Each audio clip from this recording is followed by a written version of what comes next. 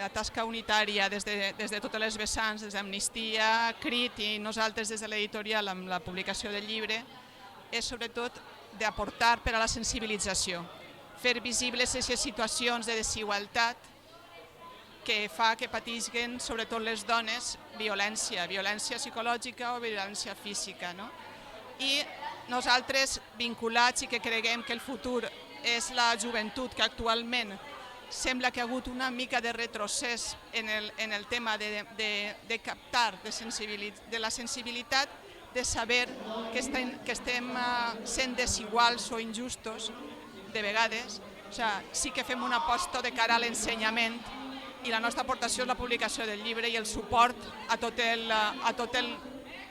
projecte. Ens hem adreçat a la mateixa Dacia Maraini, que ella ha cedit generosament tots els drets, igual que part del llibre també guanys, igual que l'espectacle va per Amnistia,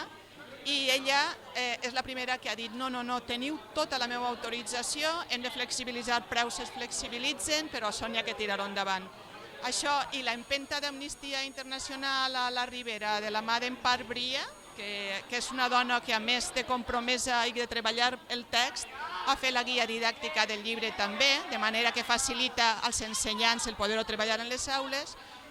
ens ha facilitat, diguem-ne, el tornar a arrencar. El dia 18 al Micalet ja van haver 2 passes, en total més de 500 persones. El dia 25, després ahir, van haver 2 passes més i avui tenim tot el dia, o sigui que en total podem estar parlant de 1.600-1.700 persones, entre joves i fins i tot de la Universitat Popular, que va ser una experiència molt interessant. El dia 25 la Universitat Popular anaren 60 persones adultes i va ser un testimoni molt i molt interessant, veure també la vessant dels majors que no s'han atrevit mai a parlar-ho, i l'obra propicia